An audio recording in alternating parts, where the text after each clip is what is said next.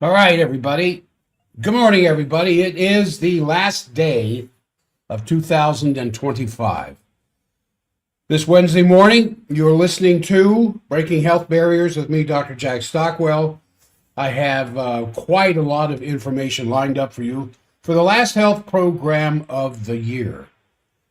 A lot of things I want to talk about. I want to discuss I want to go a little bit further than I mentioned just briefly yesterday, how artificial intelligence is, of course, artificial intelligence is constantly monitoring all your social stuff, all your Facebooks, additions, your texting, your emails, everything is being watched by artificial intelligence.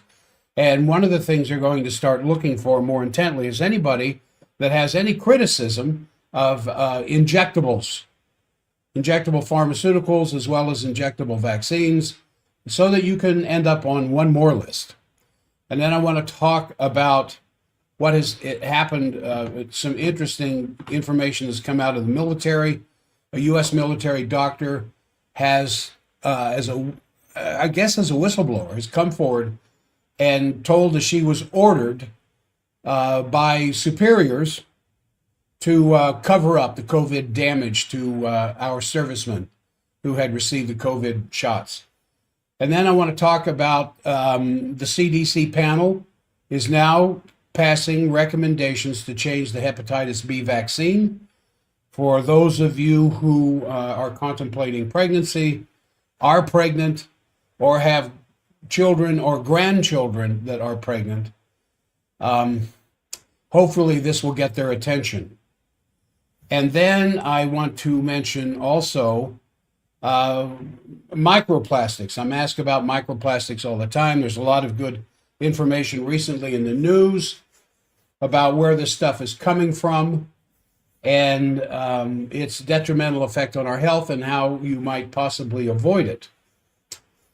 And then I want to, as a part of this this detox program that I've been talking about during December, it looks like most people who have responded to do this with us are interested in the 10-day detox balance. It's to get your sugar cravings back under control. It takes about 10 days. And so I want to talk about that, as well as it's a good day to talk about poop.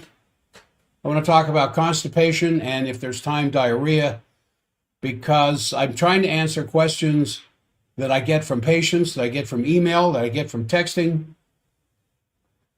And there's not enough time in a 2-hour period to cover everything that I am asked to talk about. But that is one thing that has been it takes up a lot of email space. And that is constipation, which follows the cold and flu season. It follows the fact that we're eating a lot of non-food material this time of the year. And, your body is designed to function a certain way that Mother Nature has designed it to function. And when we get outside of the guidelines and the protocols of Mother Nature, then there's a price to pay. And one of the first area to show problems in the human body, the first area to show problems with alterations of diet is your endocrine system, your emotions, your ability to handle stress. The next thing is the digestive system. So I want to talk a little bit about that in the sense of constipation and diarrhea, the causes of constipation, and what you can do about it. So that should take us for a full 2-hour period this morning. And I welcome you to the show this morning, and I'm very happy that you're a part of the program. But just as a little extra, I want to put something in your head to think about. I'm not going to go into it. I just want to put a seed in the back of your head. And that is the secret of the Doomsday Seed Vault. I remember talking about this 20 years ago on my regular daily program at K-Talk. But there has been a couple of articles showing up in the European press regarding this seed vault that is up in the mountains in Norway, way up north. And so the question to be asked is, what on earth are the eugenicists preparing for with this doomsday seed vault? And why does humanity at this point in time need a backup of millions of seeds, varieties that have presumably been around for at least the most part throughout human history? What kind of an environmental catastrophe could possibly contaminate the gene pool to the point where we would need to repopulate the earth with heirloom non-GMO seeds? Who's in charge of this thing? I can't find out. I've been trying to. Whose money is behind this? Except it's several eugenicist societies seem to be sponsoring this. But what kind of an environmental catastrophe could actually contaminate the plant gene pool that we would have to start all over again? All right, let me get into what's going on here. World Health Organization is instructing your government, my government, to track us if we have anti-vaccine messaging. And with a journal that they are creating. But anyway, the World Health Organization has demanded that governments open their eyes, start watching a little more clearly. It's not enough that we have facial recognition in a lot of public gathering places, in private businesses that are open to the public, federal offices of the government, state and federal, that are constantly scanning you with facial recognition software. And the law, the legislation, does not require them to tell you this is going on. And as you walk down a street in some of the more heavily populated cities in our country, I don't know about the streets of Salt Lake, but I wouldn't doubt it, about every few feet you're being scanned. And when you see those shoebox, white-colored, shoebox-sized antennas that are on the overhead wires, on the overhead poles, they're at the with the semaphores at the four corners intersection, you'll see them up there. Right where I live, right out in front of where I live, there's a stoplight, and there's one right there at the stoplight. It didn't used to be there, but it's there now. Being a naturally paranoid character, I look for these things all the time, and I'm seeing more and more of them show up. When I was doing the daily show back before 2015, I was talking about the installation of 5G antennas that has started downtown around 4th South in Maine, and it was by Verizon. And AT&T was not putting up 5G or the preliminary 6G EMF. They're piggybacking with Verizon, and same thing with T-Mobile and the others, because Verizon is the one who's putting in the money to put up these antennas all over the place, and then they rent out that antenna space to the other major carriers. And when I pointed this out prior to 2015, I told you where you could go. It's at Verizon.com, and you go in there far enough, they'll show you the 5G map. And it kind of spread like an infection inside your body that was a local infection, and it got in the bloodstream and then ended up becoming septic and spreading throughout the entire body. This is spreading throughout the state of Utah, and you can see the extension, the web, as it spreads from downtown Salt Lake, covering the valley with 5G. Now, what's that got to do with the AI intelligence gathering for anti-injectable materials that they're monitoring, the naysayers about this stuff? It's all tied in together in the sense of central antennas that's watching this kind of stuff, combined with what is online with the the digital equivalent of facial recognition software, looking at your emails, looking at your text, and don't think for 1 second that stuff is private. If you're using VPN, or if you know how to use a foreign source as the basis for your communication, because you can use European networks, and then of course the VPN, you can use that. You can go incognito. There's a lot of different things you can do to try to hide who you are, but they'll eventually find you. That's the role of the government, to take care of us. Now, I said all that to say this. The World Health Organization is demanding our government to release to them what they find in digital surveillance of your supposedly private social contacts and information, that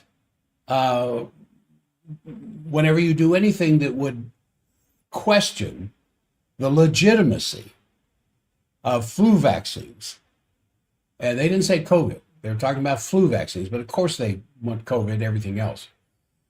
And so to launch countermeasures against those who question the WHO's vaccine dogma. And this was published in the November Vaccines Journal publication. I don't know if you've let your subscription to Vaccines run out or not, but it's there for your perusal. Now, the WHO's largest funders, you know, because we've talked about it enough times, is the United States government and the Gates Foundation.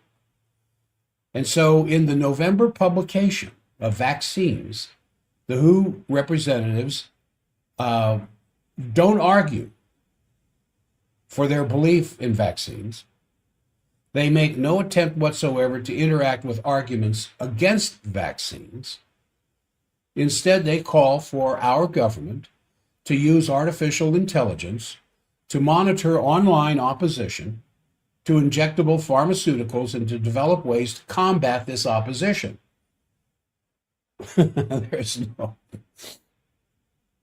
There's no persuasion. There's not even any attempt to bring up false science. They're just saying, we want to know. Now, this is what the WHO paper reads in Vaccines. Quote, vaccine effectiveness is contingent on public acceptance, making risk communication and community engagement an integral component of preparedness. The research agenda calls for the design of tailored communication strategies that address local socio-cultural contexts, linguistic diversity, and trust dynamics. Now, I haven't finished the quote, but just what kind of dynamic would need to be put into your life for you to trust injectables if up at this point you don't? The quote continues, another paragraph. Digital epidemiology tools, such as AI-driven infodemic monitoring systems like Vaccine Lies and COVAX Lies, offer real-time insight into misinformation trends, enabling proactive countermeasures. See, they don't even hide this stuff anymore. It's right there in peer-reviewed journals. Monitoring systems, Vaccine Lies and COVAX Lies. You can Google this. You can find this stuff out for yourself. So the WHO starts from the assumption that every last written word spoken of vaccine skepticism is by definition inherently false. And so the pushing of surveillance tools to track and catalog online dissent from those that reject that basic premise, that to even question the safety or effectiveness of a vaccine, you are a liar. This is a no-win proposition on the basis of the WHO. Now remember who sponsors the WHO. Your government and Gates. Now they start from the assumption that it's all false if you question it. Now the goal is not finding middle ground. The goal is not trying to establish some form of fair dialogue, pro and con. The whole goal is to increase the sale, presence, usage maybe, of vaccines. They want everybody vaccinated. Now, I'm quoting from WHO.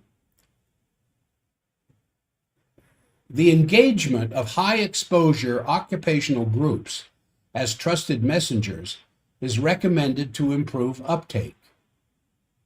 Now, improve uptake, which means get more people vaccinated. The engagement of high exposure occupational groups. Now, who would that be? Who's a high exposure occupational group? Large corporations, the military, our educational system, and the teachers and administration involved. These are large, high exposure occupational groups. In other words, they're saying we've got to get the biggies on our side completely in order to reach the other people who aren't paying that much attention. And to accomplish this, the governments should align all their messaging with WHO's domination of the vaccine religion.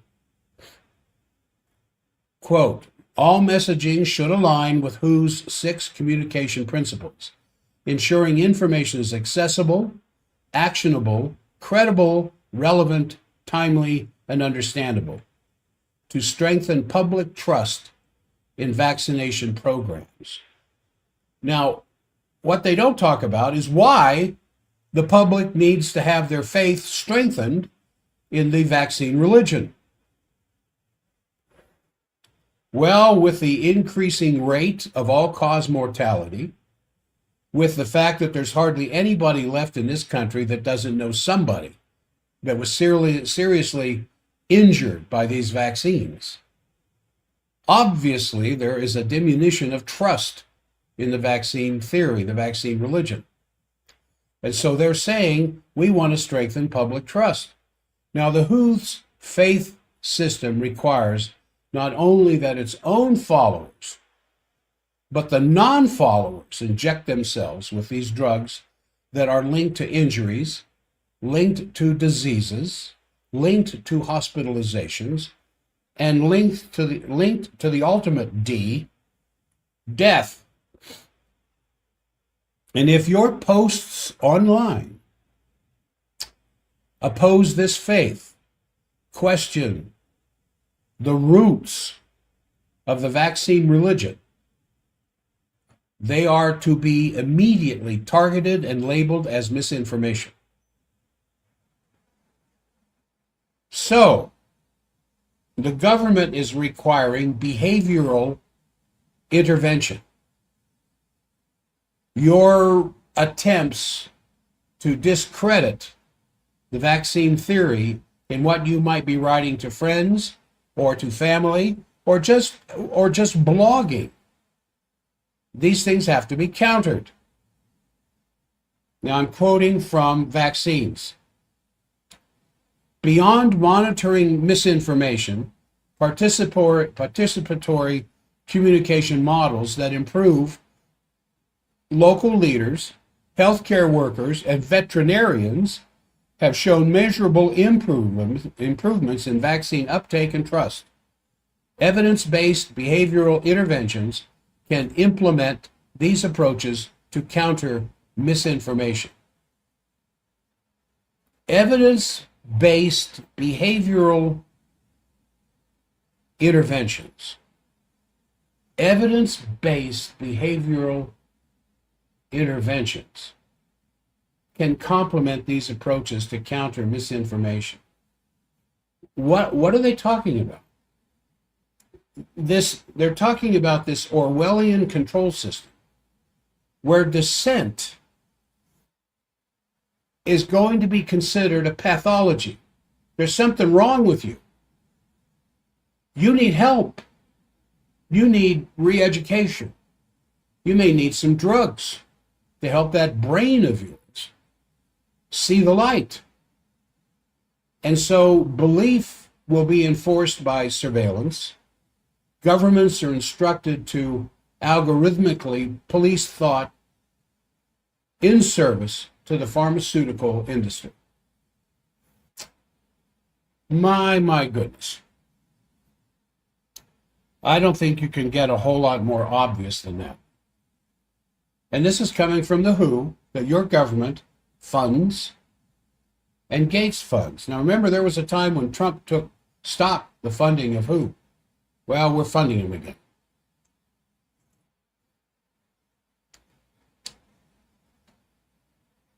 And it's right out there in your face. It's no longer something that's swept under the rug or hidden in dark places. And do they have to tell you that you're being monitored? No, but you might get an email. You might get a text warning you about misinformation. Because as this article says in Vaccines, November issue of Vaccines, what the WHO is saying is that any step against their dogma is false science, will hurt people, and needs to be handled. All right, let me get to my next topic. Now, is there a way around that? Let me say this. Yeah, you can get a virtual private network, get a VPN, go incognito, although there's ways of seeing through that. And then even with DuckDuckGo, this supposedly is a private network for internet presence as opposed to Chrome. I don't believe for 1 minute that the CIA is not under your bed sheets. Yours. Not just mine, yours. In every aspect you can carry out that thought. They are everywhere. You better behave. Dr. Teresa Long, who's a medical officer with the United States military, has testified in court that she was ordered by a superior to suppress the COVID-19 vaccine injuries following the Biden regime's mandate. A lot of this is coming from Dr. Paul Alexander. I think some of you are familiar with him. Dr. Long testified that the data shows that the deaths of military members from the vaccines exceeded deaths from COVID itself. Now, that should not be anything new to you. Many people, including Dr. Ryan up in Idaho, was one of the first people to mention this. But so many other characters that are well known in the not anti-vaccine community, but the community that wants the full information made available to the public, let's just put it that way, have all said there are more deaths from the COVID vaccine than from COVID itself. Dr. Teresa Long is a medical officer with the United States military, and she's testified in court that she was ordered by a superior to suppress COVID-19 vaccine injuries. Now, the Department of Defense downplayed her conclusions, saying that the increase in vaccine injuries in the Department of Defense record keeping was a glitch in the database. You know, there are people who probably believe it. But my comment when I read something or hear something like that is, how stupid do they think we are?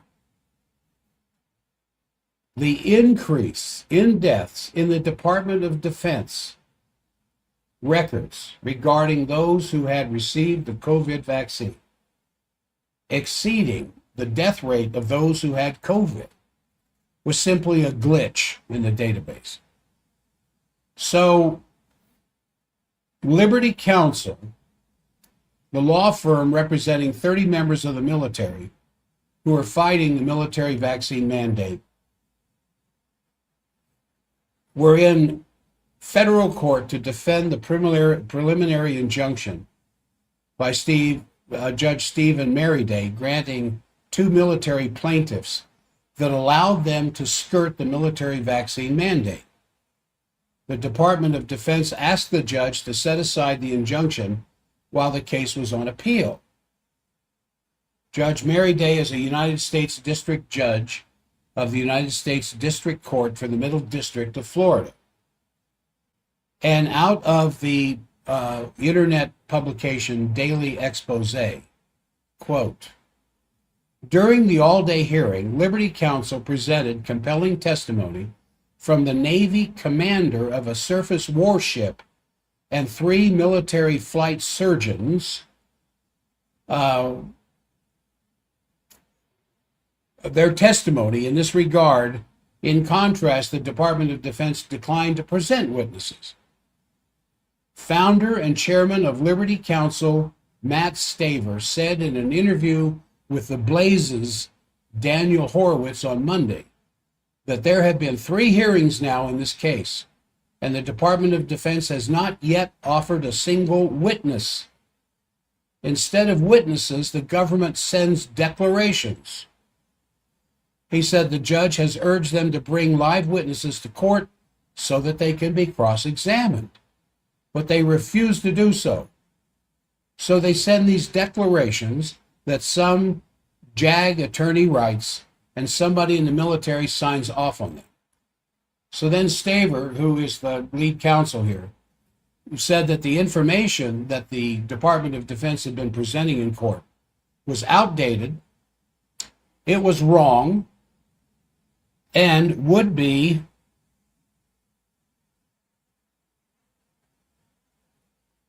I'll look into that. Would be subject to, he said, dismantling. I think throwing the whole damn stuff into the trash can under cross-examination. But you can't examine or count, you can't cross-examine dictates. You can't cross-examine a declaration. You can't cross-examine policies. You got to have a witness there representing these things. So he said they really don't have anything to cross-examine our witnesses with. So Staver told Horowitz that the Judge Merriday had chastised the Department of Defense lawyers during the hearings, telling them they have a very frail case and they're acting like they're above the law. No kidding. No kidding. Somebody in the government acting like they're above the law? So Dr. Teresa Long, where this stuff started, a flight surgeon who holds a master's degree in public health and is specially trained in the DMED, gave some very emotional testimony in March. And she and 2 other flight surgeons reviewed the DMED last year, which is the stated Department of Defense policy on these things, and made some stunning discoveries about the high incidence of apparent vaccine injuries among the members of the military. And according to the other whistleblowers, certain disorders spiked after the vaccine mandate went into effect, including miscarriages and cancers and neurological problems increasing by 1,000% over the rate of incidence prior to the mandate. So she testified that she was contacted by a high-level officer the night before she was to be in this hearing, and she was told, do not discuss your findings relative to the explosive military medical data in court. Don't. The whistleblower reportedly said that she felt threatened after she tried to get her superiors to address the findings.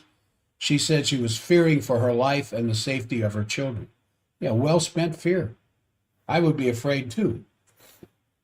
I would be afraid if I were in the military and some superior to me said, don't, depending on how they said it. You know, it's one thing for your boss, in whatever setting you're in, to advise you not to do something you think you're about to do in the sense of public interest. It's another thing to be President of the United States and considering making a foreign State Department decision that could immediately affect the military-industrial complex by receiving pictures on your desk in the Oval Office of Dealey Plaza. So PolitiFact contacted Peter Graves, who's spokesman for the Defense Health Agency's Armed Forces Surveillance Division, who said that the data for back in 2021 was correct, but for some reason, the data for 5 years previous was inaccurate. So the spokesperson for the Defense Health Agency's division told PolitiFact by email that the division reviewed data in the DMED and found that the data was incorrect for years 2016 to 2020. In other words, for 5 straight years, the data was seriously corrupted, and none of the DoD's data analysis figured this out. But then they fixed it. But then it fixed itself on its own in 2021. And the DoD has since put out new numbers showing more illnesses among troops for the years prior to 2021. Now just think about that. When something happens, like COVID showing up there in 2019, then becoming the #1 worldwide issue in 2020, then the vaccines show up in 2021 or towards the end of 2020.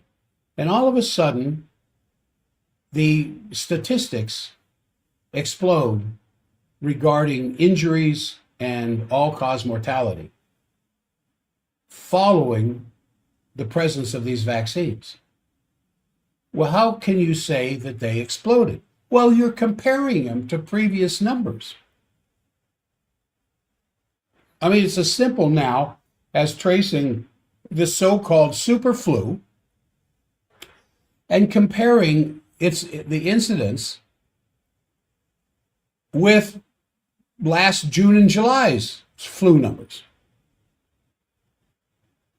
And because it's cold and flu season, it's wintry, you're not getting enough sunlight, you expect to see more cold and flu during this time of the year.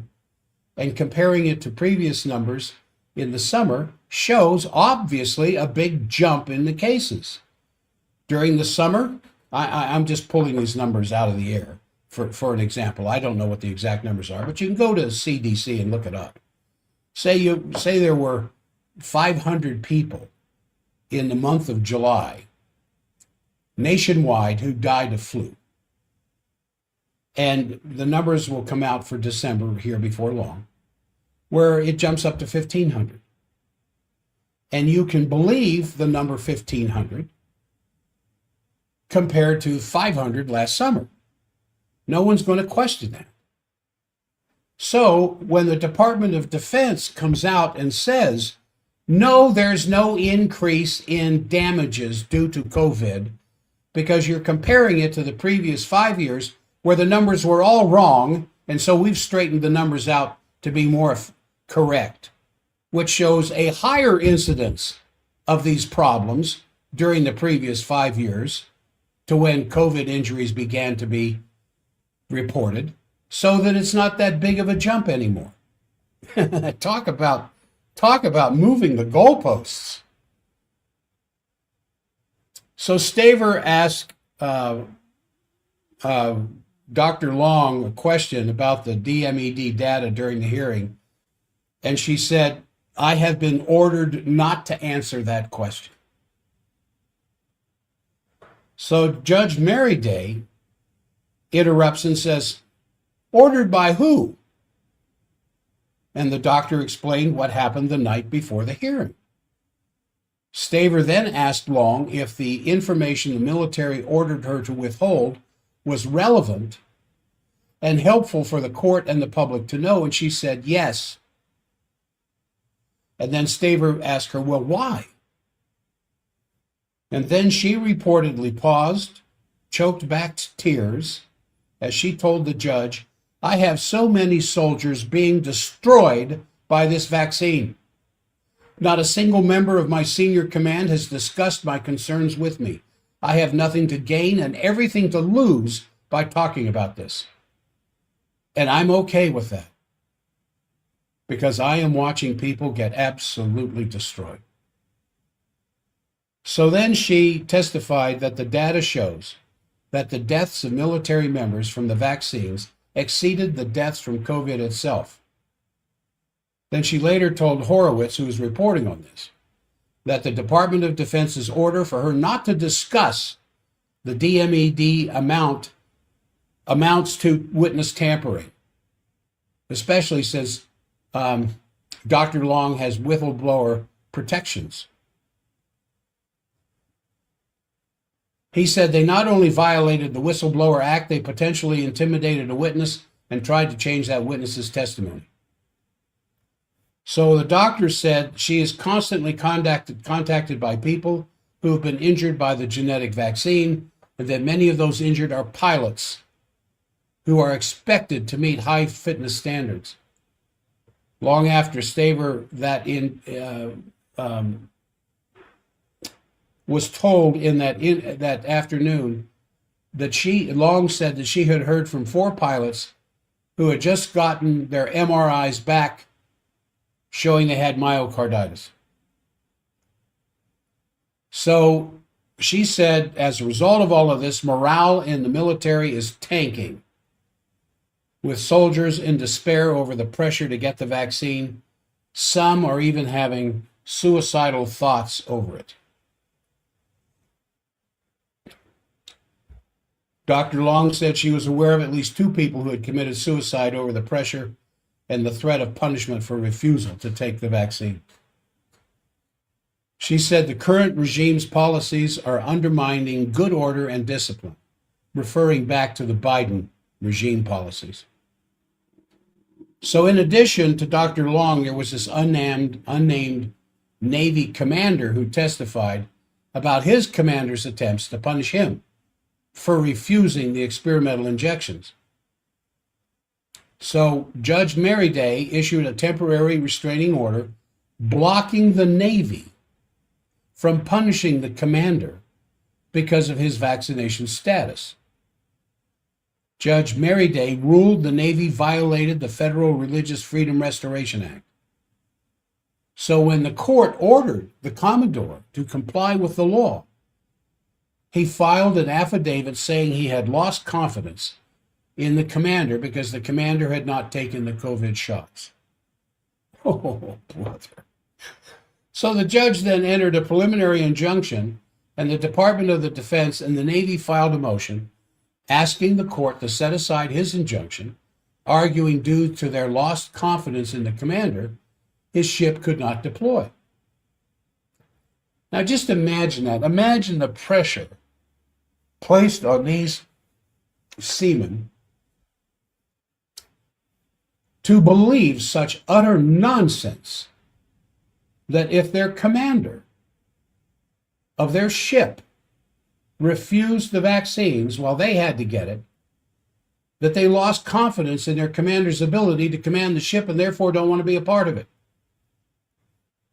You can't make this up, as they always say. So while many commanders failed to comply and complete this stuff on time.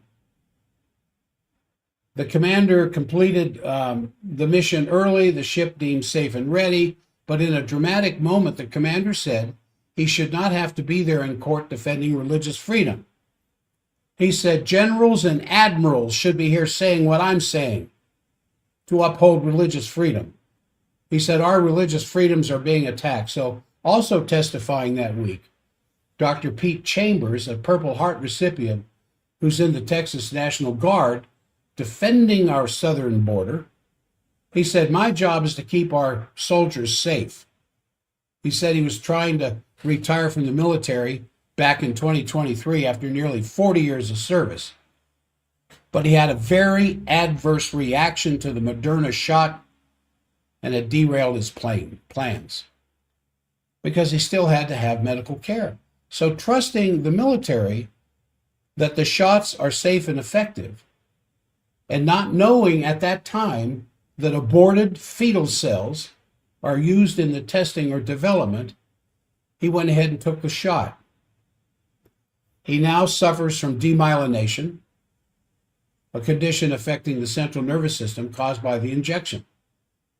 So after this Moderna injury, Dr. Chambers met with Lieutenant Colonel Long. They reviewed the DoD's Defense Medical Epidemiology Database, the DMED, the military equivalent to the CDC's VAERS system, where he discovered that other military members had developed a demyelination disease after the COVID shots. So Chambers, who's a military flight surgeon and one of only 6 Green Beret surgeons, was told that his job was to get the soldiers vaccinated. His superiors told him that religious exemptions would be automatically denied. And soldiers will try, but the soldiers will fail, his commander said.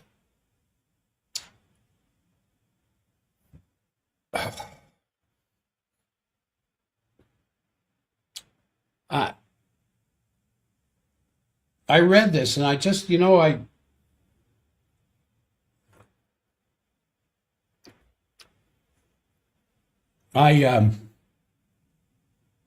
respect those who go into the military, and I respect from the bottom of my heart those who believe that somehow they're serving their country, keeping the country safe. Whether they're there for education, or whether they're there for a career, you're going in under the total absence of your personal rights.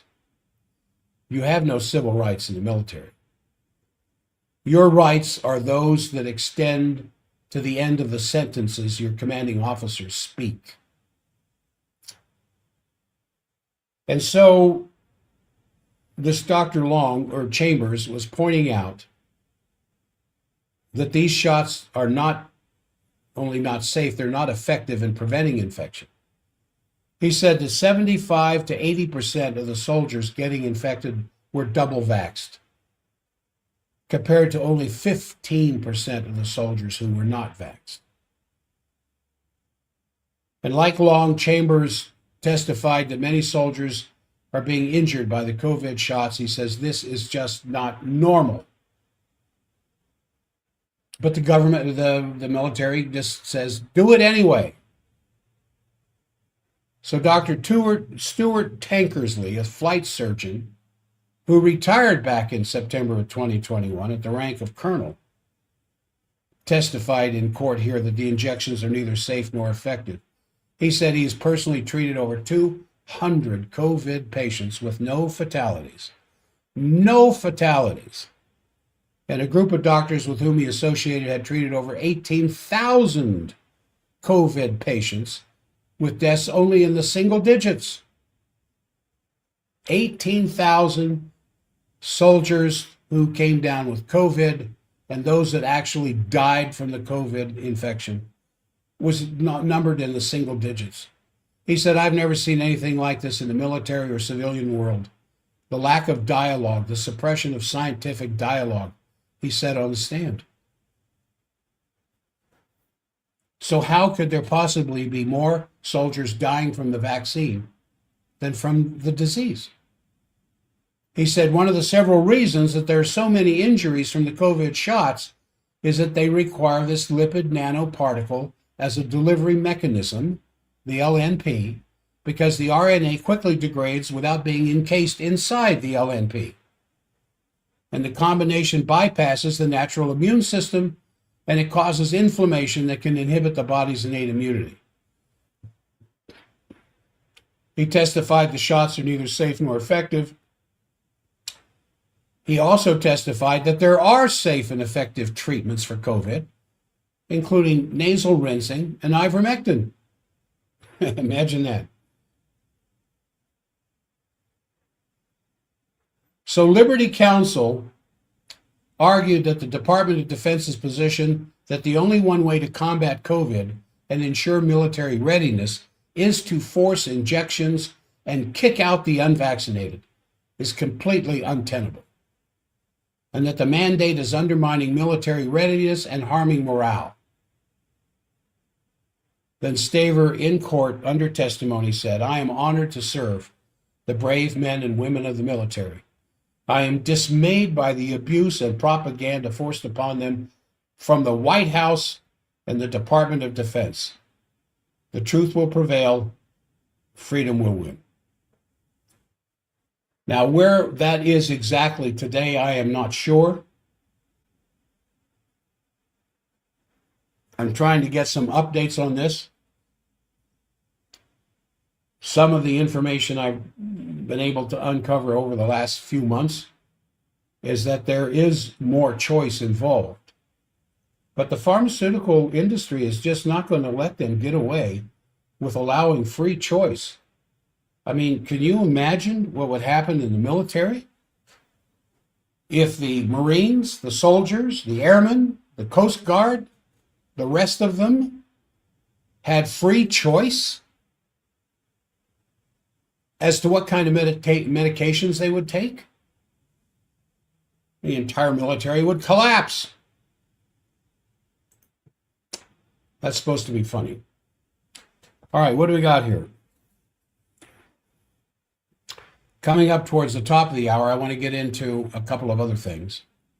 I want to get into the CD panel's recommendation on changing the hepatitis B vaccine guidance. And I want to talk about microplastics for a little bit. Before the end of the hour here, I want to talk about this detox balance program that we're doing. I was talking to a fellow yesterday who is doing the sugar. I want to call it sugar detox. That's not what it is, but that's what it's for, is to break that incredible craving for sugar. It takes 10 days. It's very balanced, it's safe, it's effective nutritional support for all the 3 phases of liver detoxification. And it's very tasty. It's an all-in-one shake. Depending on the day, you might drink 1, 2, or even 3. They're nutrient-packed shakes. And along with this comes a basic meal plan and hydration and exercise plan to come with it. It's a good source of plant-based magnesium. And it has protein in it from a vegan source, plant source. Now, I don't recommend that for long-term, obviously, but for a short-term detox, I got no problem with veganism, short-term. So the 3 phases, phase number 1 is to unlock the locked up toxins, primarily in the liver and the fat cells. And it makes these fat-soluble toxic compounds transform into a state where it is more easily removed from the body through the bile and through the urine. And then the next phase is to neutralize the toxins that are released. And then the third phase, of course, is to get these toxins out of your cells and out of the body. And in 10 days, the people I have talked to who've done this in the past, in 10 days, they cannot believe how much better they feel. in just 10 days of this detox program. And now is a perfect time to do it. Chinese medicine recommends detoxification at least once a year, usually twice a year, with the major season change, summer and winter. All right, you can get more information about that by calling the office, 801-523-1890. Hannah and Trudy can explain this to you in much greater detail. And what's involved, what it costs. It's something that you would order directly online. We're not going to stock them in the office for sale across the counter. You have to order them directly. And you can go along with us and do it with us, because I'll tell you, I need it. I haven't. I personally, I am the hypocrite's hypocrite. I honestly admit that. I haven't done a good detox probably in 2 years, and I need one. Although I still feel pretty good. All right. I want to get into microplastics a little bit. This is from Zero Hedge, Tyler Durden. You can see this stuff yourself online. I think it's very fascinating, but I wanted to bring it to your attention because you're hearing this stuff all the time. You see these pictures online or on news reports of these bags and bottles of plastic material floating in the ocean. Just large multi-acreage collections of this plastic crap. And the problem with plastics is that they're giant molecules. A molecule of plastic, as opposed to a molecule of wood, or a molecule of steel, or a molecule of plant material, a molecule of what your body's made of. They're all very, for the most part, rather small atomic structures. Plastic, on the other hand, are just giant molecules, which is why they're usually unaffected by whatever they contain, whether they're containing drinking water or milk in gallon-sized milk jugs, or highly corrosive acids or alkaline materials seem to be fine inside these plastic containers. In other words, almost all acids will not dissolve plastic. Some will, but most won't, because of the size of these molecules. And because of the size of these molecules, they have a tendency to last a long time. I think some of the environmental experts are telling us the landfill that we are filling up with the daily garbage truck deliveries, of which a great portion of what they're delivering is plastic material, will be there 10,000 years from now. You know what we have on the earth that was there 10,000 years ago? I don't mean geological formations. I mean of man-made things. What was here 10,000 years ago? The Sphinx. And it's made out of stone. And there are temples and different things that they're being uncovered all the time as they do more and more ground radar searching. They're discovering stuff that's been covered up by 10, 20, 30 feet of dirt that was apparently very well-populated, active population centers thousands of years ago. The Toby Gep, you know what I mean there in Turkey.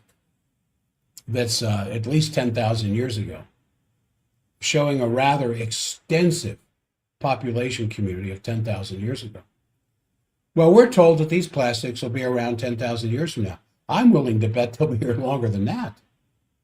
What is there to break down plastic? So microplastics, according to this article, are much more pervasive than we've been told. Microplastics are defined as plastic particles smaller than 5 millimeters. 5 millimeters. Now, for those of you on the stream, that right there, that's about 5 millimeters. Maybe a 16th of an inch, about something like that, which to me is still pretty big. And they're everywhere, as you see them floating in the ocean. They're in our soil now, in landfill. They're in your drinking water. They're in your foods. They're in the air. And where's this stuff coming from? Because most consumers are not aware of it other than the plastic containers that they purchase. So using data from IUCN, CSIRO, Elsevier, I'm looking at a graphic here that shows what these particles are actually made of. Had I taken the time, I could have pulled up a screen on the stream and show you this, but you're going to have to trust me. It has a picture of a grain of sand, and then the size of these various sources of microplastic infiltration in our society. And they're all much bigger than a grain of sand. And the number one thing it's mentioning here, not necessarily that it's the biggest contributor, is synthetic textiles. Fleece jackets, yoga pants, polyester shirts, nylon leggings, microfiber cloths. The kind of textiles that are in our clothing, in our shoes, in our carpets, in our draperies, our seats in our automobiles, all this kind of stuff, that is sloughed off all the time. And these particles are bigger than a grain of sand. Car tires, truck tires, bus tires, bicycle tires. I remember in gross anatomy in school, back at Palmer, whenever we would be working on a cadaver, learning the body parts and, the nervous system and arterial venous systems and digestive systems and everything else. We're looking inside these bodies. And what they would tell you, didn't have the name of the deceased. If they had donated their bodies to the school, that was mentioned. The only thing that's mentioned is sex, which is, you don't have to tell us the sex, we can see what the sex is. The sex and the cause of death and the age. The known cause of death, age, and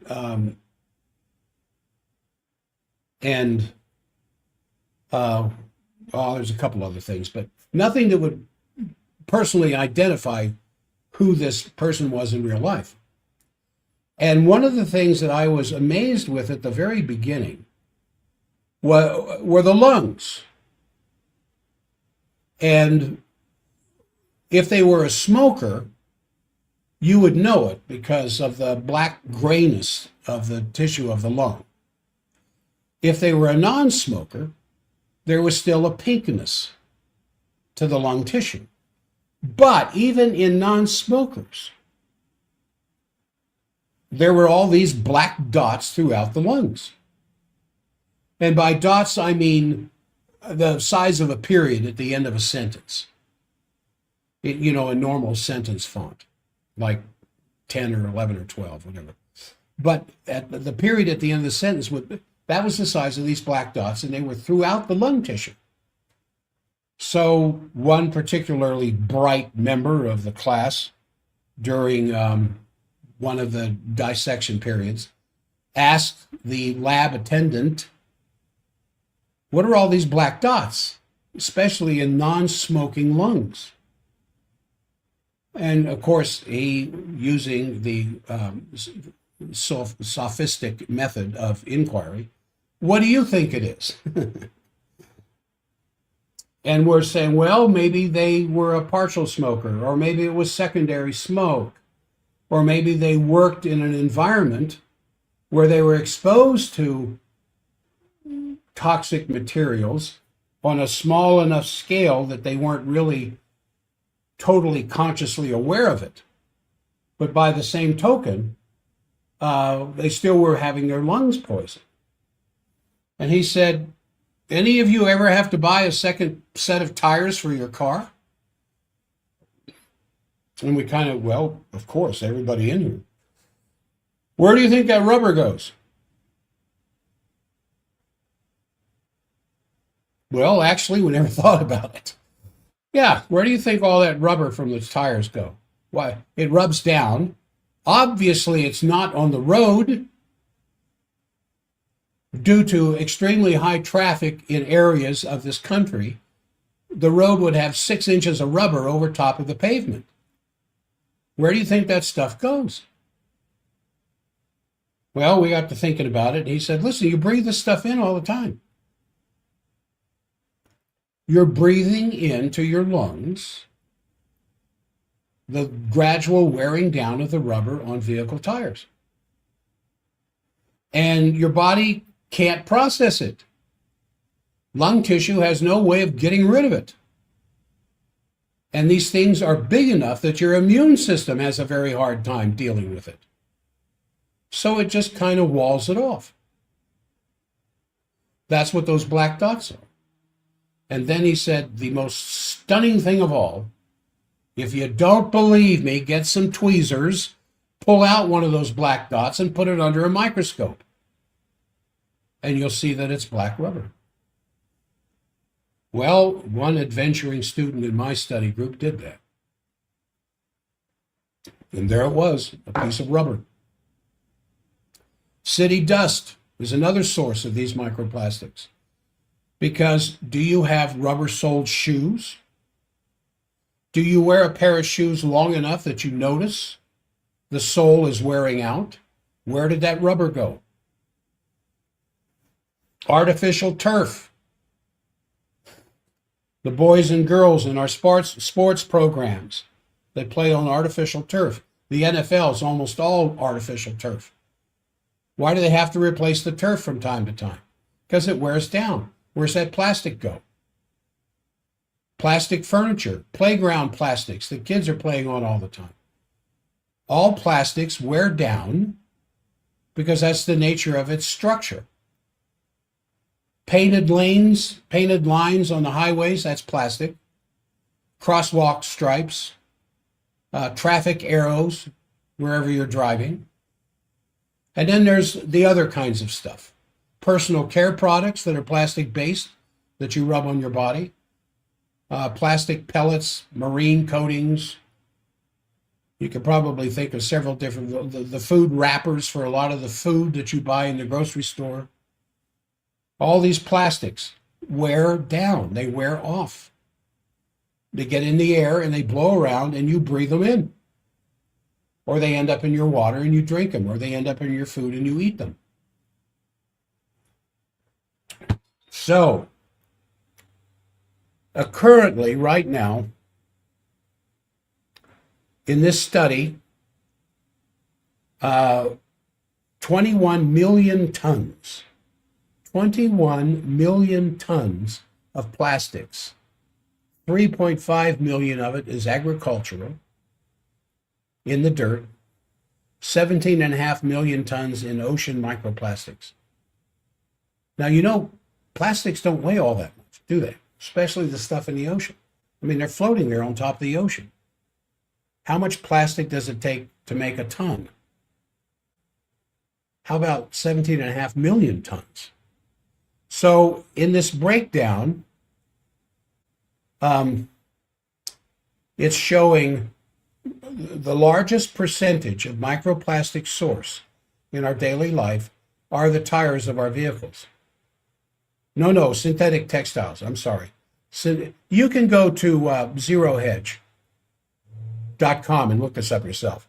It's an interesting graphic. 35% comes from synthetic textiles, 28% from tires, 24% from city dust, 7% from road markings, and 6% from others. 17 million tons of ocean plastics would be 2 miles wide or 10 feet deep.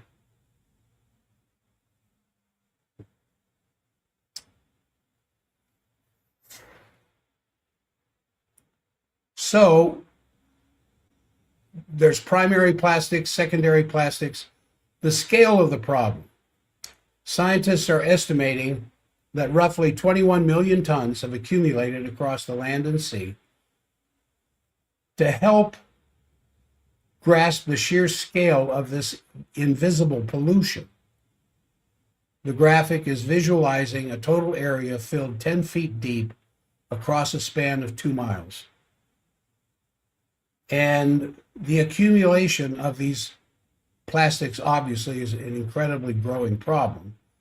Solutions require behavioral change. For instance, innovations like microfiber filters in washing machines, the development of alternative materials for tires and textiles.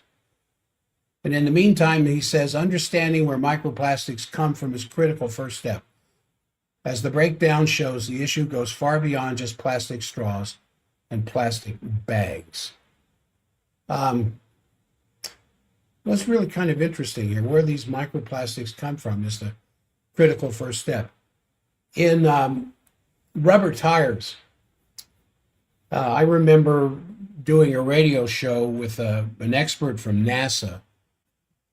Oh gosh, it had to be at least 20 years ago. And I wanted him on the air from Huntsville, Alabama, was a guest, a spokesperson for NASA, about the kinds of developments that have come out of the space program that have benefited society. And because everybody, not everybody, there was enough of a voice in the population of the country ever since Shepard went up in space and came back down. Of the wastefulness of the space program and how that money should be better spent on repairing infrastructure and the building of hospitals and schools and whatever else. And he said, we don't always take into account the things that have come out of the space program that benefit mankind. And the Polaroid camera and digital programming, things like this, directly from the space program. But he said also the development of paint, house paints. He said we have developed that they paint their rockets with to protect them during launch and the re-entry vehicles. We've developed paints that if they were put on a house would last 100 years. We've developed tire rubber, the rubber seals that go into these missiles could give you tires that would last 100,000 miles on your car. Well, they don't do it for obvious reasons because that would destroy the tire industry. And the paint would destroy the paint industry. So they didn't release these formulas into the public sector. But he said, we just want you to know that that stuff is there. And if this was during a time, remember, if you're as old as I am, you remember there was a time when you would buy tires for your car and you'd have 2 or 3 different kinds of tires. I'm talking about early 60s to mid to late 60s, where there weren't a whole lot of variety in tires. Then all of a sudden there was the 20,000 tire and the 40,000 tire and the 60,000 tire. And now they have the 80,000 mile tire, which is the job of the private sector to do these kinds of things. But the innovations behind that came out of the space industry. And a lot of plastic development came out of the space industry. Certain kinds of plastics now that are almost as strong as steel. There's even plastics involved in handguns because of its ability to contain pressure. You're not going to have a plastic engine in a car quite yet, although they are experimenting with it. Because the problem is plastics don't conduct heat very well, like our steel-based car engines do, or our magnesium or our aluminum-based car engines. Well, I just thought that was very, very interesting. Now, what's all this got to do with your health? Well, the most immediate thing is what you put in your hair and what you put on your skin that I'm concerned with. I'm concerned with when you go shopping in the produce department for salad making stuff. It's very easy to go buy these plastic containers that already have pre-mixed greens in them, organic or otherwise, that have been in this plastic for a while, as opposed to just going and along the produce shelf there that gets sprayed with water, 2 or 3 times an hour to keep it looking fresh right out of the garden, to buy that stuff instead. Little choices like that, does that make a difference? Reading the labels of the foods. Plastics can come under different names.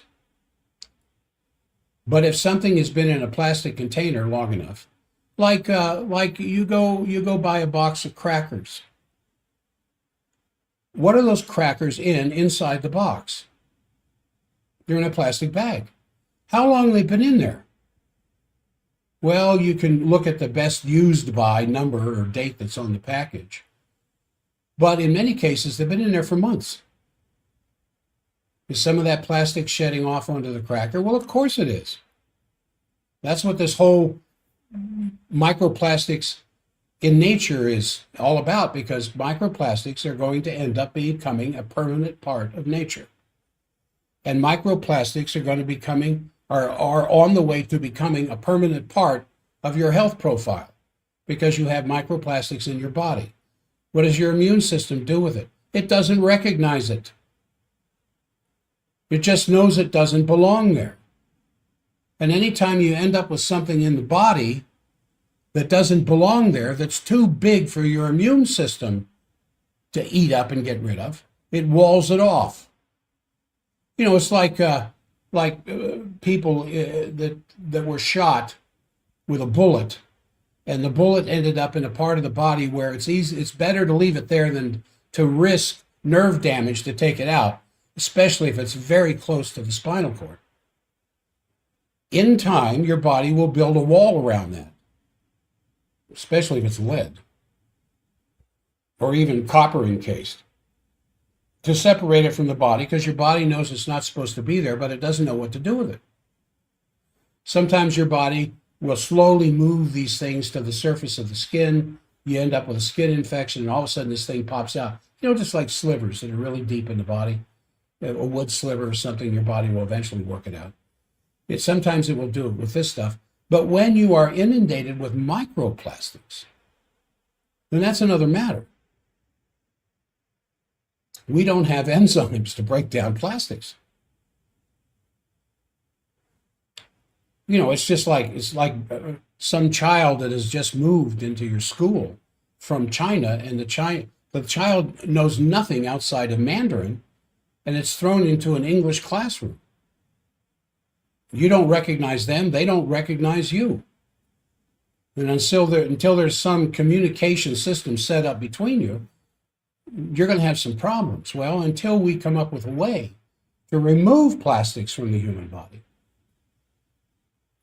it's going to continue to go on being a problem, which is why a lot of experts are saying you're just going to have to get used to the fact that microplastics are going to be a permanent part of nature, because we're not going to stop making plastics. They have such a vital role to play in our culture. What's that got to do with your health? Just kind of limit as much as possible as you can your ingestion of plastic material.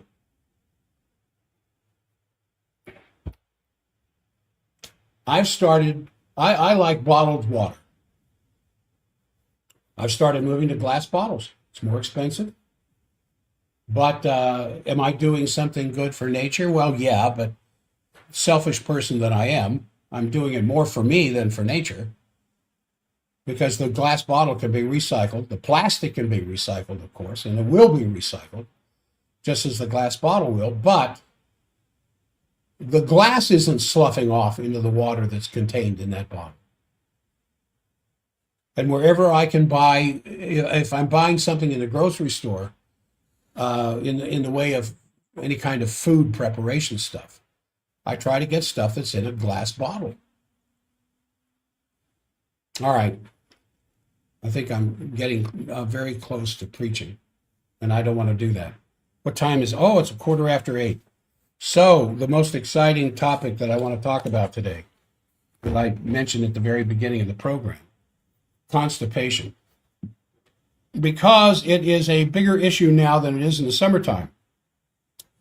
In the summer, we're much more active and not so sedentary, unless you take measures to continue your daily walk, even no matter how cold it is.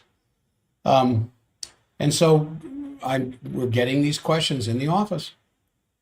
What can I do about my constipation? Well, there's one thing to have seasonal constipation. There's another thing to have chronic constipation. And chronic constipation is a very serious problem in this country, except for a tiny percentage of specific cases. Constipation is easily and completely correctable. While a lot of people, including many so-called medical experts, feel that constipation really isn't that much of a problem other than a nuisance. This is not really the case. Constipation can contribute to so many other kinds of problems in our body.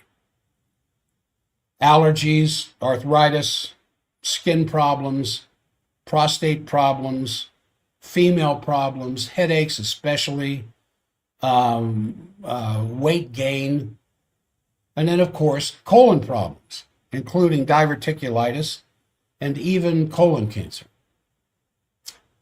So why are so many people chronically constipated?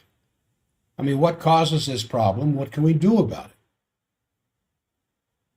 For the most part, constipation is brought about by your dietary and exercise habits, and by other common and easily correctable causes, which I have a list of here I want to go over with you.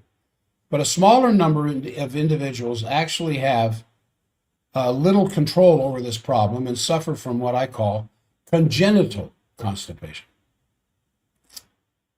And while the cases of congenital constipation are rather rare, they do exist, and they usually come about when an individual is born with certain deformities in the gut. And the colon is grossly elongated. In most cases, there are sections without nerves or muscle tone, and a good gastroenterologist, sometimes a surgeon, is in order in cases like that. But I want to go through the most common causes of constipation and what you can do about it at home without having to get medical intervention. And you want to be careful with a lot of these commercial laxatives, like Miralax. Miralax is antifreeze. Just read right there on the label, ethylene glycol. Anyway, probably the first and foremost cause is to make sure that your prescription medications are not causing constipation. If you look up all your drugs in a drug handbook or go online, the information that we have today online about drugs is just phenomenal. The amount of research that you can do in a very small amount of time. You want to look up your medication and find out if one of the side effects is constipation. Change it. Go to your prescribing physician and say, listen, I think the reason why I can't have a bowel movement is because of this medication.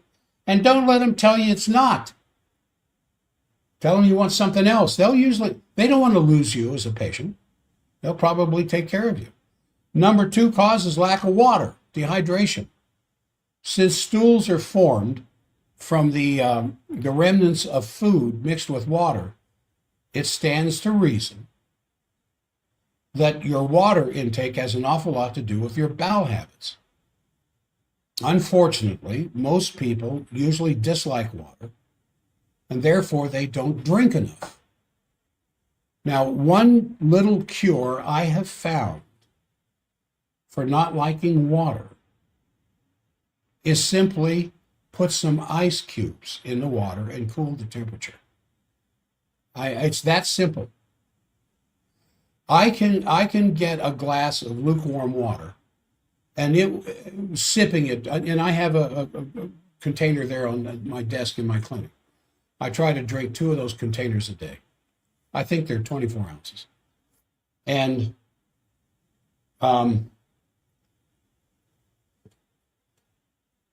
if I put in 2 or 3 ice cubes and bring down the temperature of that 24 ounces, I can drink that in 2 drinks. I can drink that entire container in 2 attempts. If it's lukewarm, I have to fight myself to drink it. I don't like it. Now, there are some carbonated waters out there that are actually pretty good. Spindrift is my latest favorite. It's carbonated water with real fruit juice in it. Not much to have a caloric content, but enough to flavor it. And I just, when I'm in the summertime, I'll drink 2 or 3 cans of that a day. Now, that's not, that can get expensive. Right now, I just like putting a couple of ice cubes in a container of water to cool the temperature down. And then all of a sudden, I have no problem drinking that water at all. Lack of exercise is another reason. Like any other part of the body, the gut can benefit from muscular exercise. If you never exercise, you could probably be more prone to constipation. What kind of exercise is required from what I'm talking about? Just get up and walk. Get up and walk around. Some of you have a block where you live that's small enough you can walk around the block. Or pick a point that's in your neighborhood that's a quarter of a mile away. Walk to that point and walk back, and there you've walked a half a mile. Just doing that 2 or 3 times a week helps to increase the tone of the walls of the colon and the supporting what are called mesenteric tissues of the abdominal cavity that support these things.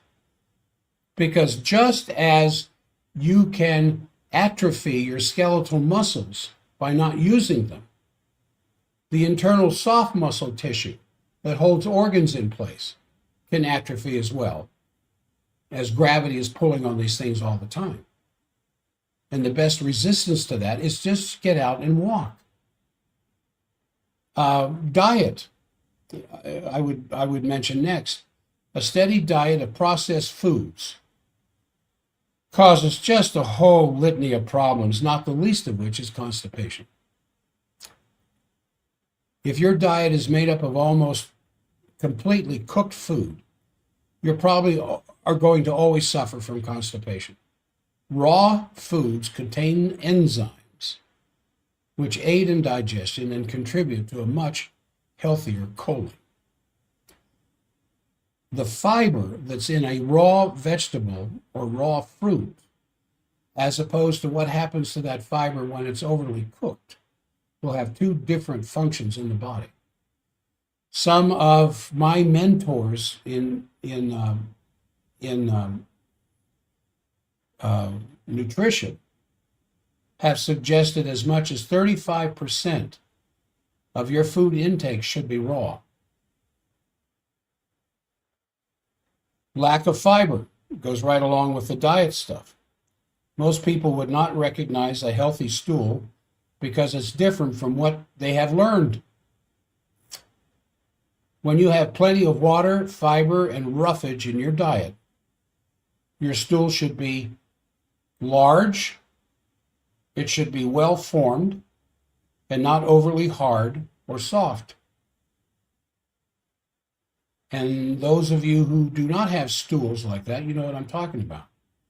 It's either super washy, watery diarrhea type, or it could be hard little pellets looking like a bunch of little rocks.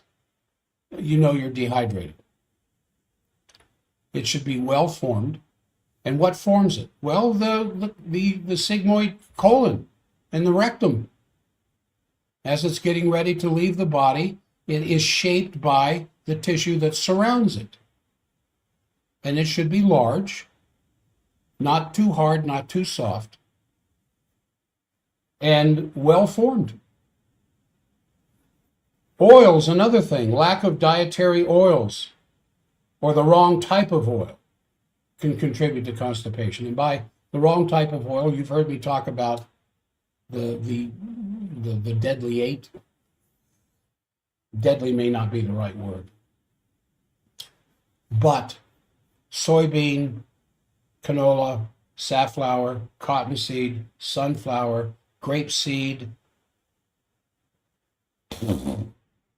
two more. So what are the good oils? Coconut oil, extra virgin olive oil, minimally processed avocado oil, minimally processed, and the kind of oils that come with the kind of food we should be eating, like deep ocean fish that have fish oils in them, vital for the heart and the brain, let alone the colon. And then nutritional deficiencies. This is a really big one. And it goes along with most of the other problems that we suffer in life. Plain old nutritional deficiency. The greatest nutritional cause of constipation is a lack of sufficient vitamin B in the diet. Without vitamin B, your muscles are unable to contract properly. The muscles that are involved in peristalsis in the colon, of course, are smooth muscle tissue. Smooth muscle tissue is different than skeletal tissue, both of which rely upon B vitamins for that muscle to contract properly. The same thing with the heart. Cardiac muscle is different than skeletal muscle, different than smooth muscle. But without a sufficient amount of food-based vitamin B, not synthetic, muscles cannot contract properly. One of the most exciting things we see when we do a heart scan on a patient is that when we show the first scan showing muscle contraction weakness, and we get them to chew up some cataplex B core, wait about 20 minutes and retest them, they can see for themselves, not knowing anything about heart physiology. They can see it on the scan. The heart is contracting stronger than it was before, simply because they got some real vitamin B in the system. But the same thing is true with peristalsis in the gut. And peristalsis is the muscular movement that moves material through the gut. You don't feel this taking place, but it's going on. Peristalsis is happening in your esophagus. If you were hanging upside down, as we did as children, on the jungle gym or the bars or whatever else, and we had our legs wrapped over the bar and we were hanging upside down, if you were to drink a glass of water or have a bite of food and swallow it, it's going to go against gravity from your mouth all the way up through the esophagus into the stomach because of this peristalsis activity. But you shouldn't feel it. You shouldn't be aware of this peristaltic activity. Peristalsis is going on in your small intestine. It's going on in your large intestine. Part of the reasons that we move around so much in bed at night when we're sleeping is not just to avoid stasis of blood pooling in certain places in the body, but to also aid the digestive stuff that's taking place in the gut, including the colon, so that gravity can help you, but also so that you're not impinging if you're laying on your stomach or your side or whatever else, in such a way that it would impinge this peristaltic activity. Your body will move you, your brain will move you away from that to facilitate this activity to take place.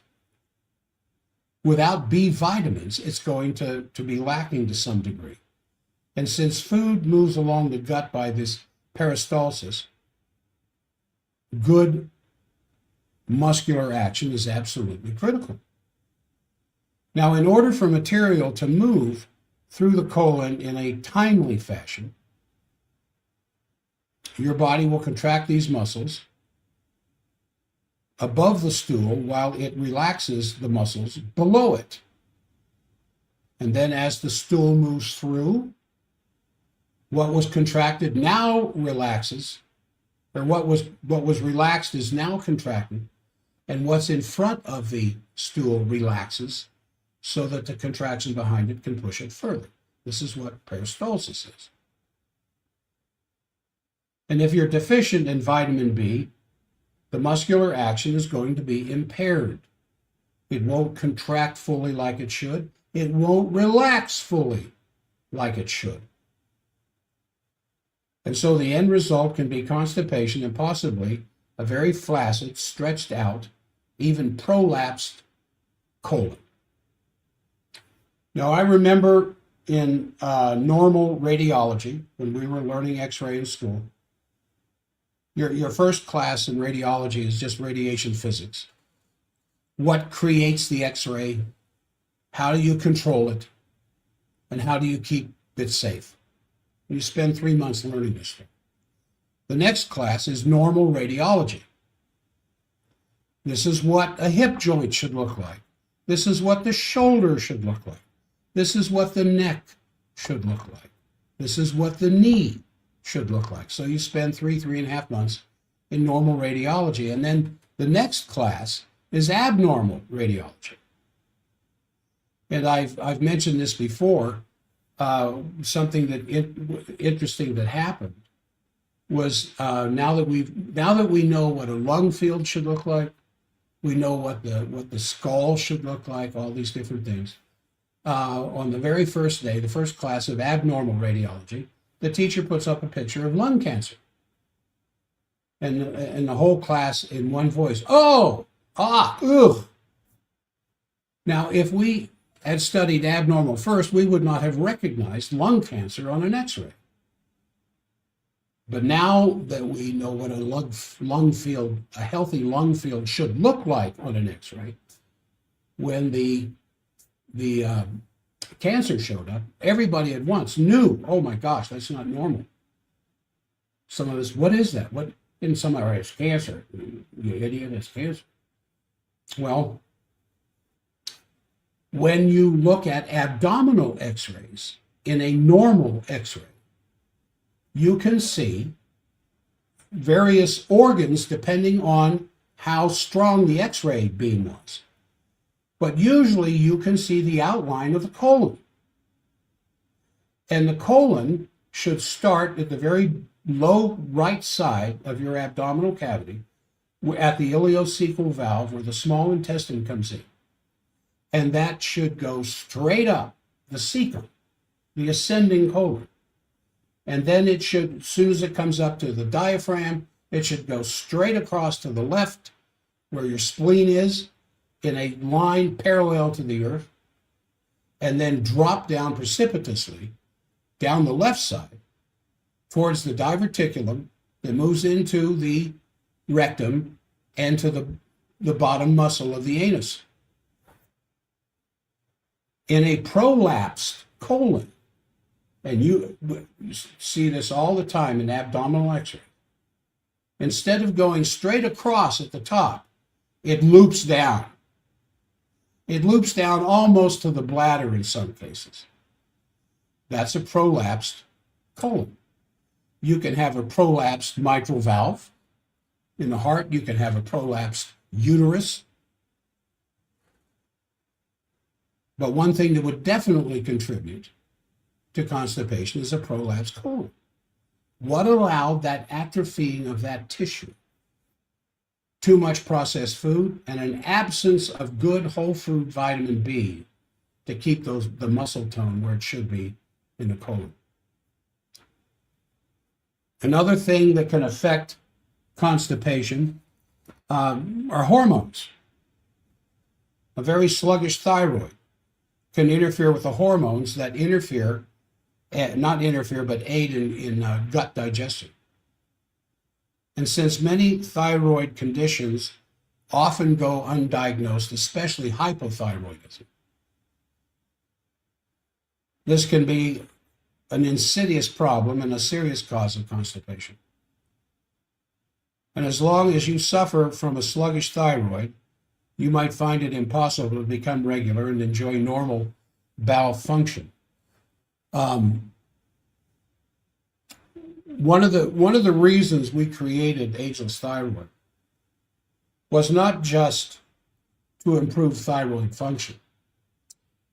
In that product are extracts of the hypothalamus and the pituitary and the anterior pituitary and the adrenals that all work together in something called the HPA axis.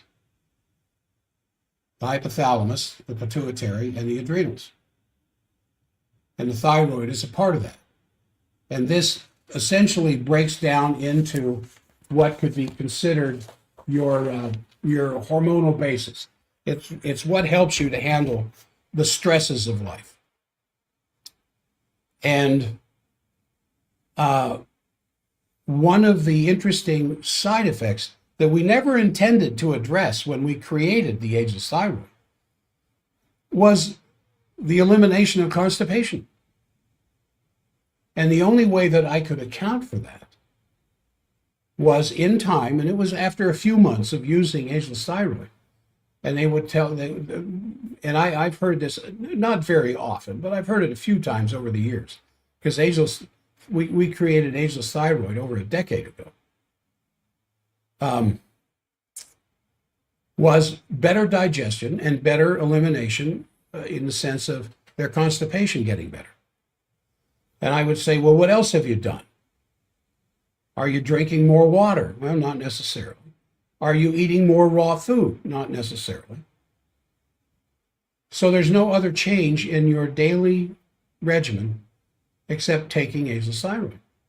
The only way I can account for that is that we know hypothyroidism will contribute to constipation. So maybe that's what it was. Do I know that for sure? No, because I can't do studies. I don't have the money to afford the kind of studies that would be required to know for sure.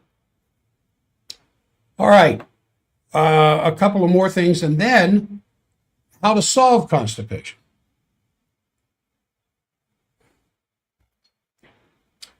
As I was talking about, there could be some congenital deformities in the colon that can cause constipation.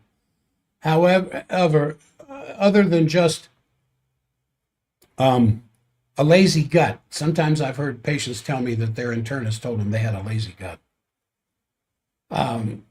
Again, a vitamin B deficiency combined with prolapse. And you may never know that that's present. You may never know that that's a problem without an x-ray, but I'm telling you, on an x-ray. And they'll give you a little bit, a barium-based dye, and it will show exactly what's going on with the colon. And if you have sought medical intervention for constipation, you've probably have already done that. Now, how do you solve it? I mean, to say, well, you got to drink more water, you got to drink more carrots, you need and apples so that you get more fiber, oversimplifies the whole thing. So I've got some suggestions here to break down constipation therapies for varying causes that might give you a more effective way to rid yourself of constipation. Number one, as I said before, the prescription drugs. Obviously, you have to work with your doctor if you take prescriptions that can cause constipation. And you have to be adventurous enough to look up your drugs on the internet for side effects and see if constipation is listed. Because I think, in my experience with my patients, that's the number one cause of those who take prescription drugs. The prescription drug is the number one cause for their constipation. And there are analogs of that drug that your doctor can prescribe, that do not have side effects of constipation. The number two cause, again, was lack of water. And when it comes to water, there is no one real go-to recommended amount. 8 glasses daily, they're said, or take your total weight and divide it by half, and that's how many ounces you should drink. That works for some people. It doesn't work for others. But in most cases, you have to drink more water. And if you can't tolerate the taste of water, like I was saying, you can get the flavored waters. The Mountain Valley, is it Mountain Valley water? I use Spring Valley water from the salmon or the area in Idaho. There's a spring there that is the source of the water that I drink at the office and at home in a 6-gallon container. And I know that when I'm thirsty, I can take a swallow or two of that water, room temperature. But as I said, if I put in a couple of ice cubes and let that melt, not that it's so cold you can't drink it, but just cooling it off a bit actually brings out some of the mineral flavor that's in there. I can drink the whole glass in 2 attempts. But just for some people, an extra glass of water a day, maybe 2 glasses of water a day. One of the first things you should do when you first wake up in the morning, before your coffee, before your tea, before your orange juice, before anything else, whatever you drink in the morning, drink a glass of water. You don't necessarily want to do that at night if you're up several times going to the bathroom. But in the first thing in the morning, drink a glass of water and watch what happens. A lot of times, a bowel movement will be triggered just by a glass of water when you first wake up in the morning. Then there's exercise. And if you don't exercise, just get out and walk a half an hour. Walk that half a mile 2, 3, 4 times a week. That's part of core exercising. That's a part of strengthening the ligaments that suspend the organs in your abdominal cavity. All of these, the colon, the small intestine, your uterus, the prostate, the bladder, these are all suspended in there by ligaments. And the thing that strengthens that ligament is your efforts against gravity. And you don't have to go out and do a lot of weight-bearing exercise. Just get out and walk around to strengthen those ligaments. Then there's diet, and you simply have to eat at least, and I like this number, 30% of your food raw. Some experts say 50%. Some people say half of what you eat should be raw. Stephen, thank you for your comment. I've learned so much from Dr. Stockwell over the decades. Your health show is a national treasure. Thank you very much, Stephen. That's very nice of you. And you have to start, and while you increase the volume of raw foods, and of course, the first thing you're going to think is salads. You can get fermented asparagus, you can get fermented carrots, you can get fermented pickles, you can get fermented vegetables, fermented peppers, fermented cauliflower.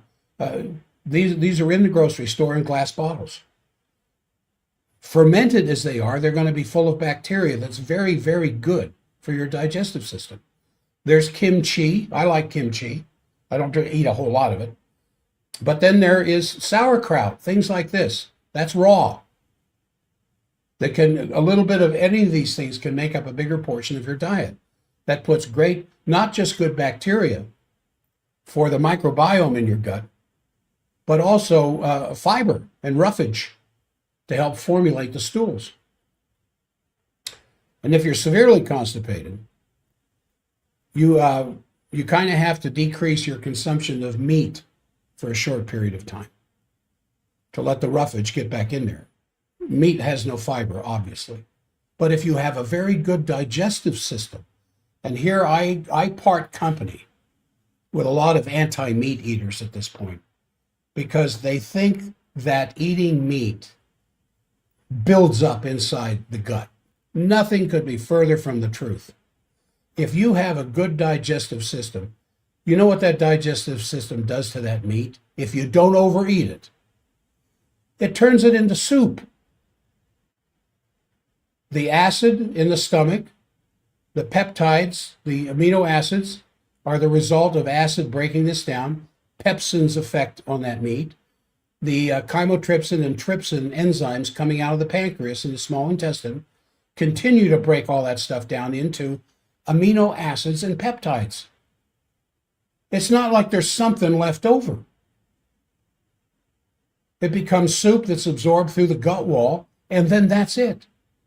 And these stories about how John Wayne had 40 pounds of impacted poop in his colon, nonsense. That's spread by industries that want you to stop eating meat. There's a reason why you have canine teeth. There's a reason why you have pepsin that comes out of the stomach wall. Pepsin is released in the stomach during digestion once the stomach pH reaches about 2.5. Pepsin's released. Pepsin has one primary function: to digest collagen. Where do you find collagen? Well, not in a carrot, not in an eggplant, not in a walnut. Collagen is only found in animal tissue, like the collagen in your body. Mother Nature created your stomach with enzymes to dissolve meat. If she didn't intend on you eating meat, I don't think she would have taken the time to put pepsin in the stomach wall. Can you overdo it? Well, of course you can. Can you overdo anything in your digestive profile? Well, of course you can. I'm talking about moderation everywhere. But if you are severely constipated, where you've got to drink a half a bottle of some laxative to just have a normal poop, you may want to lay off meat for a few weeks and get back to raw food as much as possible. You go too fast, your constipation is going to turn into diarrhea, but at least it's going to clean you out till you get back to a more normal, balanced diet. And along with that then is the fiber. And a large percentage of healthy stool is simply made up of undigestible fiber. We can overdo the fiber thing, especially if you have inflammation or irritation of the colon wall, colitis, Crohn's, irritable bowel disease, ulcerative colitis, where you're bleeding from the gut wall. You got to stop all fiber at that point because it's like picking a scab. That fiber going through the colon will continue to dig into the wall that's already severely inflamed and bleeding. But for the most part, most of us need probably more fiber than we're getting from vegetables, nuts, seeds, grains, legumes.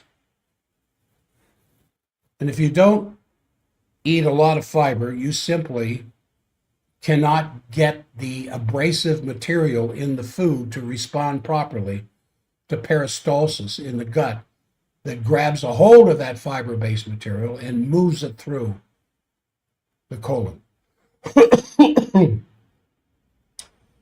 Even with dietary changes like that, some people will add some fiber. I like standard processes whole food fiber. You don't need much. And so in some of my patients that I've tried to help with this, to get more fiber in their body, I try to get them to drink protein shakes with a teaspoon of whole food fiber. And you start by taking maybe a teaspoon of it, and then take a glass of, or maybe even a tablespoon, but take a glass of water behind it. But you want to use pure water here. We're not talking tap water. And then it's best to check with if you are under medical care for constipation, you want to check with your physician before you start adding additional fiber. And he may or she may have already told you to do it anyway. And then I talked about oil, not having enough nature's oils in your body. That has an awful lot to do not just with good sources of EPA and DHA, essential fatty acids, but as a lubricant. And sometimes just some little omega-3 fish oils, like tuna omega-3 from Forbidden Doctor, tuna omega-3, is all you need to do to overcome the problems with constipation. We overconsume the omega-6s because they're in margarines, they're in almost all processed foods, and they're in almost all salad dressings. And so you sit down to eat a nice big old healthy salad for the fiber and the roughage to help take care of your constipation problems, and then you drown it with a commercial vegetable or salad or dressing that's loaded with omega-6, soybean, canola right there on the label, or both, or sunflower. Sunflower is actually more dangerous than canola and soybean because it's processed to a greater degree than these other two. And you sunflower seeds. I mean, who doesn't like sunflower seeds? It's big old round yellow sunflower out there in the sun, getting all that radiant energy from the sun, building it into those seeds. And you'd think, well, squeezing the oil out of those seeds for sunflower oil would be a great natural thing to do. That's not the problem. It's just like canola. If you have canola plants in your backyard, beautiful yellow plants, and you took that plant and the oil portion of it, and you squeezed the oil out of it and extracted it and filtered it, you have a very healthy oil if you drink it or eat it quickly before oxygen breaks it down. Canola oil is very healthy. I can't say that for soybean oil because it's loaded with goitrogens and it's loaded with phytoestrogens. You stay the hell away from soybean. But with canola, the problem is it's very cheap and easy to grow. And then they take that oil and they turn it into a toxic poison by making it commercially available in a bottle in the grocery store or in big containers in your fast food outlet to fry the French fries in. Now it's a very dangerous food. But it's a natural state. It's very healthy. It's loaded in omega-3s. So I recommend tuna omega-3 for a great oil source for the gut. And then vitamin B. Nothing takes the place of Cataplex B Core. It's the original vitamin B formula of Dr. Royal Lee from the 1930s. And the amount of research that has gone into that and the incredible outcome, especially in heart myocardial function, from just 30 to 60 days of using that supplement as measured in the heart sound recorder. And if 2026 is lucrative enough, which usually is not, I would love to do EKG work in my clinic. You don't have to be a cardiologist to interpret an EKG.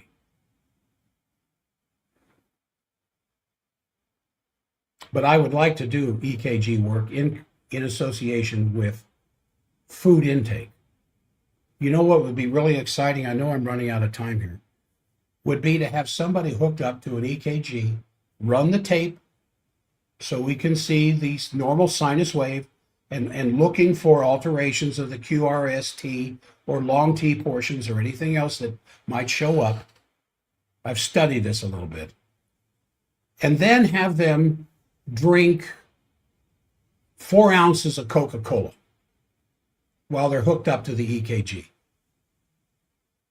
and watch for alterations in the sinus wave within seconds of drinking 4 ounces of Coke or Mountain Dew or any of those soft drinks. That's always hanging around in the back of my head. I don't have the money to fund that, but I would love to be able to experiment in that direction. And then hormones, Cataplex B Core is the source of B I recommend. And then for hormones, you want to find out if you're taking an iodine supplement or levothyroxine, synthetic thyroid hormone, Synthroid, levothyroxine, any of the others. Find out if constipation is a side effect of that. And then what else? Structural problems. If you think you have a prolapsed colon, a slant board would really help. A 30-degree slant board where your head's down below, your feet are up on top, and lay on that for half an hour. Get some headphones, listen to a book online, or whatever else, or turn your TV set upside down, whatever, and for about 3-4 days a week on a slant board, so that gravity can work in the opposite direction to help get things back into proper place. And then, of course, there is colon therapy. Colonics, but you need to, I don't do that stuff. And I know a lot of people have responded favorably to that. That might be something you want to look into. But as I was discussing with one of my mentors years ago about regular colonic therapy,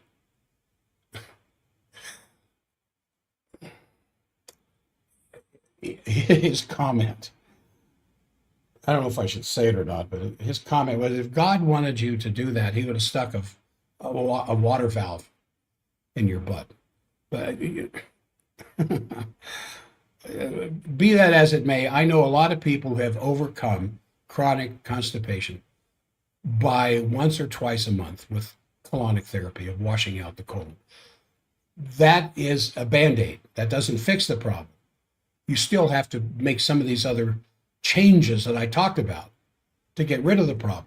But in the meantime, that might be a lot safer than some of these laxative drinks that people are drinking down, especially Miralax. It's just antifreeze. It gathers water. That's what it does. But I don't really see long-term benefits from drinking antifreeze. All right, and one more time, the detox program in a couple of minutes that's left here. You can get more information if you talk to the, I think it's right there. It's at forbiddendoctor.com, where we have the detox balance program. There were several different things that I mentioned that could contribute to overcoming that sugar addiction. But I'm just going to focus on the detox, the 10-day detox program. It's the least expensive. It's the easiest to do. And if you want more information, forbiddendoctor.com, but also call the office, 801-523-1890, and the girls can explain it to you. So that's going to do it for today. Steve, thank you. You're going to add liver to your diet in 2026. That's another thing. Patients, when I get them on supplements, they enjoy the effect of getting whole food supplements into their life, the vitamins, the minerals, the enzymes. But they often will say, how long do I have to do this? I said, until you start eating correctly. If you eat correctly, you don't have to take these supplements. Well, how do I eat correctly? And I said, well, one of the best things you can possibly do is to eat a 4-ounce portion of liver twice a week. The most nutrient-dense food on the face of the planet, especially baby calf liver. Yes, I know where baby calf liver comes from. If it's grass pastured, and there are butcher shops that specialize in that, and they're all throughout the state. A good butcher shop can provide you with clean baby calf liver, 4 ounces twice a week, and you don't have to take any supplements. I'm serious. One of the greatest sources of vitamin A, vitamin D, vitamin B, the whole B family. All right, we're coming up here to the end. I'm going to stop the recording, and I will save that under today's date. And then, for those of you on the stream, I bid you a fond adieu until next Monday. It's going to be an awful lot of stuff happening this first few days of January. I wish you all a good, happy New Year. My New Year's Eve will be spent. Are beef liver capsules the same as eating the liver? No, but it's better than no. It's better than none. So yes, if you can get your beef liver capsules, 3 or 4 of them a day, from a good, clean source, yeah, that's better than not eating liver. I mean, that's better than no liver intake at all. You still will be benefited greatly if you didn't take anything more. That's what we have in Livoplex in the office, the Livoplex product. But there's other ones out there that really concentrate the liver. So yes, if you can't bring yourself to eat liver, if you can't put enough ketchup on it, then the capsules, yes, to answer that question. I'm glad you got that in at the last second. Yeah, the capsules are great. It's better than no liver at all. So until Monday, Happy New Year. And thanks for being with me through 2025. I hope to make 2026 better in the production of the stream as well as the radio show at K-Talk. I love all you guys. You mean the world to me. So I will see you.